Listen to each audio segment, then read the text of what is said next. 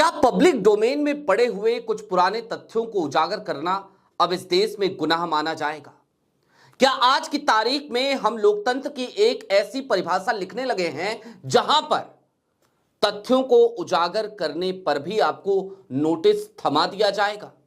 और क्या आज की तारीख में इस देश की लोकतांत्रिक व्यवस्था इतनी ज्यादा कमजोर हो गई है कि यदि किसी विपक्षी नेता पे कोई आरोप लगे और हम उस आरोप के मद्देनजर देश के प्रधानमंत्री नरेंद्र मोदी का लगभग उसी नेचर का एक पुराना ट्रेनिंग प्रोग्राम, एक पुराना विदेशी कनेक्शन सामने लेकर आए तो हमें नोटिस देकर कहा जाए हम आपकी वीडियो डिलीट करेंगे? क्या यह सब कुछ डराने और धमकाने की एक कोशिश है? और क्या इससे वाकई में हम डर गए हैं? मोदी जी के पसंदीदा मंत्री के मंत्रालय से आज की तारीख में हमें एक नोटिस प्राप्त हुई है। हालांकि उस नोटिस पर लिखा गया है कॉन्फिडेंशियल। उस नोटिस को साझा करते हुए यह भी जरूर बताया गया है कि आप इस नोटिस के बारे में या इसके किसी पार्ट के बारे में अपने दर्शकों को या किसी को कुछ नहीं बताएंगे। अब चूंकि हम संविधान में और संवैधानिक व्यवस्था में भरोसा करते हैं तो हम आपको नोटिस दिखाएंगे भी नहीं, उसका कोई हिस्सा बताएंगे भी नहीं, लेकिन हम वो तमाम तथ्य जो उन 3 वीडियोस में थे जो डिलीट होने वाले हैं, आज वो सारे तथ्य आपके सामने फिर से जरूर रखेंगे। वो 3 थे, ये चौथी वीडियो भी डिलीट होनी हो तो हो जाए। नमस्कार, मैं स्वप्निल और आप मुद्दा देख रहे हैं। दोस्तों, आगे बढ़े उससे पहले वही छोटी सी अपील। मुद्दा इन दिनों एक गंभीर आर्थिक संकट से जूझ रहा है। एक तरफ हमारे मेन बैंक अकाउंट बीते लंबे समय से फ्रीज चल रहे हैं तो दूसरी तरफ हमारे 2.5 साल पुराने चैनल को हमसे लंबे समय तक छीन कर रखा गया था और इस नए चैनल का भी पता नहीं कब तक हमारे साथ है। लेकिन हमारा जज्बा टूटा नहीं है। लिहाजा आपसे गुजारिश है, यदि आप चाहें, यदि आप सक्षम हो तो मुद्दा की छोटी छोटी मदद जरूर कीजिएगा। इसके लिए आप स्क्रीन पर दिख रहे QR कोड या फिर के नीचे दिख रहे UPI नंबर का इस्तेमाल कर सकते हैं। अब आगे बढ़ते हैं। नोटिस के बारे में आपको बताया हमने। नोटिस का एक हिस्सा आपकी स्क्रीन पर है, हालांकि हमने उसे ब्लर कर रखा है और यह सिर्फ इसलिए ताकि आपको यह समझ में आ जाए कि हमारे पास मेल आई थी। हम कोई यूं ही ऐसी वैसी बात नहीं कर रहे हैं। नोटिस नहीं, हम आपको मेल का स्क्रीनशॉट दिखा रहे हैं। Ministry of IT, ministry of information technology and broadcasting की तरफ से हमें आज सुबह सुबह यह नोटिस प्राप्त हुई है। इस नोटिस को देखने के बाद मैं डरा नहीं हूं, बल्कि मुझे यही लगा कि चलो एक नया गहना और जुड़ गया, क्योंकि इससे पहले भी हमारे चैनल को, जो 2.5 साल पुराना चैनल था, डिलीट कर दिया गया था। उसके बाद हमें यह नया चैनल बनाना पड़ा था। खैर, अब आगे बढ़ते हैं। जो 3 URL जिस पर आपत्ति जताई गई अश्विनी वैष्णव जी के मंत्रालय की तरफ से, मोदी जी के पसंदीदा मंत्रालय की तरफ से, उसमें क्या था अब जरा वो बारी बारी से जान लीजिए।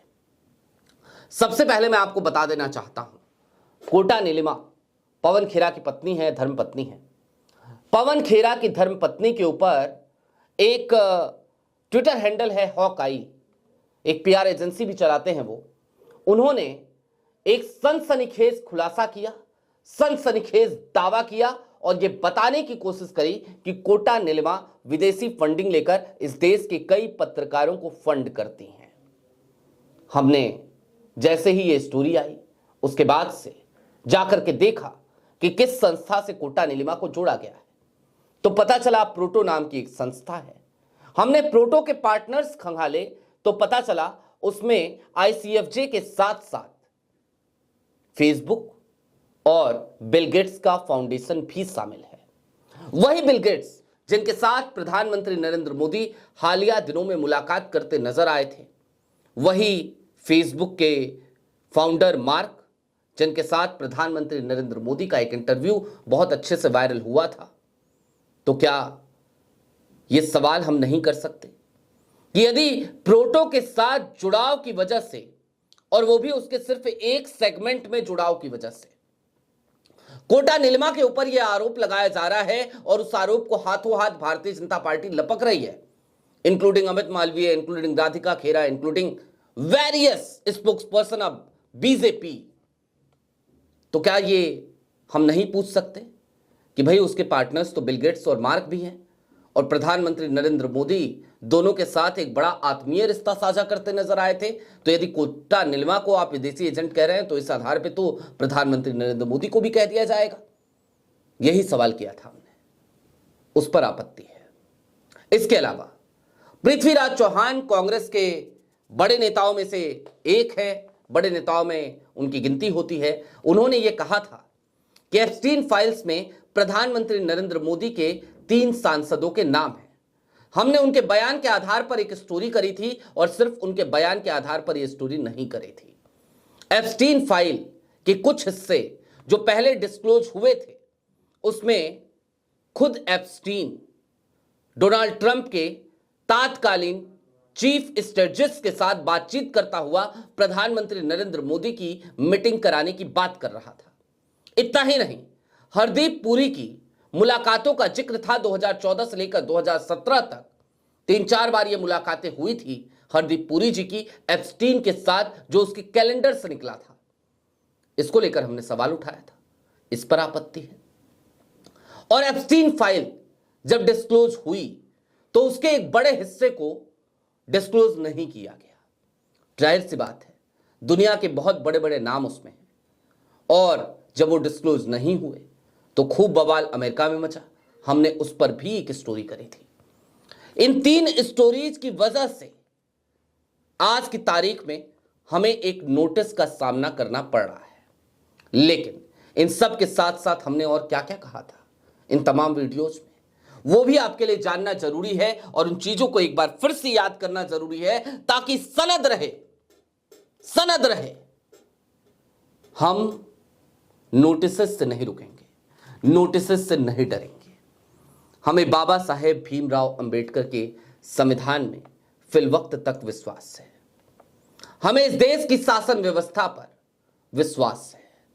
हम लोकतांत्रिक विचारधारा को मानते हैं और हमने अपनी वीडियोस में लगातार कहा कि हम प्रधानमंत्री नरेंद्र मोदी को विदेशी एजेंट नहीं कह रहे। लेकिन जिस आधार पर बाकी लोगों को विदेशी एजेंट बनाया जा रहा है वो तरीका और तरीकेकार ठीक नहीं है, क्योंकि हमाम में सभी नंगे हैं। ACYPL के एक ट्रेनिंग प्रोग्राम का हिस्सा देश के मौजूदा प्रधानमंत्री नरेंद्र मोदी 1993 में थे और हमने इस पर सवाल उठाया था।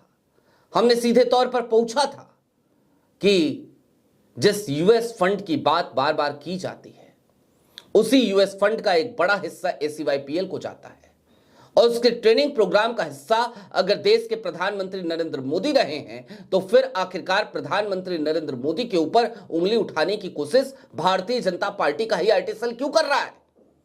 क्योंकि मैंने एक एग्जाम्पल भी दिया था, मैंने कहा था एक उंगली किसी की तरफ उठाएंगे तो बाकी की ये जो है ना 4 उंगलियां 1 अंगूठा ये आपकी तरफ रहेगा।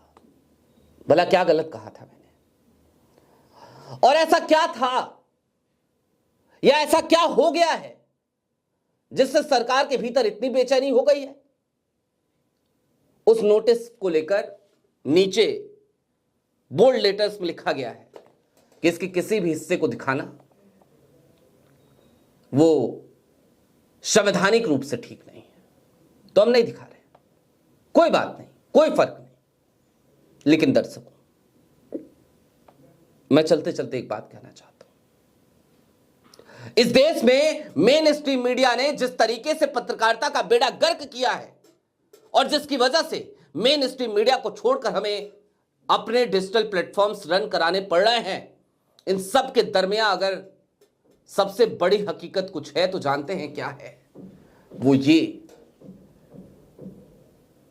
कि इस देश की मौजूदा सरकार भी जानती है हम लोग डरने वाले लोग तो नहीं हैं। लिहाजा इस तरीके के कृत्य किए जाते हैं, हमारे चैनलों को डिलीट कर दिया जाता है, हमारे कंटेंट को उड़ा दिया जाता है, हमें नोटिसेस थमाए जाते हैं और फिर हमसे उम्मीद की जाती है कि चलो अब तो जरा सहम जाएंगे, जरा सा ठहर जाएंगे।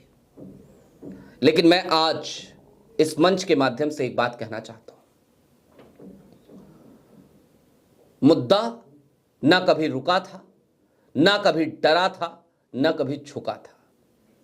अगर फैक्ट्स हमारी वीडियोस में नहीं है तो आप कार्रवाई कीजिए। और अगर हमने पृथ्वीराज चौहान के बयान के आधार पर या प्रधानमंत्री नरेंद्र मोदी की वास्तविक ट्रेनिंग के आधार पर या फिर कि अगर हमने उन तमाम पब्लिक डोमेन में मौजूद फैक्ट्स और साक्ष्यों के आधार पर कोई स्टोरी करी है, तो फिर हमें नोटिसेस मत थमाइए। हम सवाल पूछ रहे हैं आपसे, आप उन सवालों का जवाब दीजिए। हर बार हम ही क्यों सवालों का जवाब दें? हालांकि मैंने अश्विनी वैष्णव जी के मंत्रालय से उनके अधिकारियों से अपॉइंटमेंट मांगा है। मैं चाहता हूं मैं जाऊं, जा करके जरा तथ्यों के साथ अपनी बात भी रख दूं, पूछ लूं क्यों डिलीट करना चाहते हैं आप वीडियोस को, और पूछ लूं कि अगर एक फॉर्मूला विपक्षी दल के ऊपर लागू होता है तो वही फॉर्मूला दूसरी तरफ लागू क्यों नहीं हो सकता, और अगर नहीं हो सकता दूसरी तरफ तो पहली तरफ क्यों लागू हो सकता है। यही तो सवाल है, यही तो उधेड़ बुन है। और इसी वजह से आज मैंने आपके सामने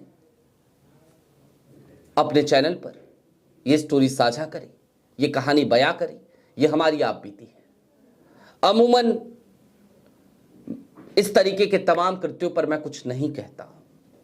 कई बार हमारी वीडियोस को यूट्यूब से डिलीट करा दिया जाता है, हम कुछ नहीं कहते हैं, लेकिन ये नोटिस मुद्दा के इतिहास में पहली बार उससे मिली है, लिहाजा आपसे साझा करनी जरूरी थी।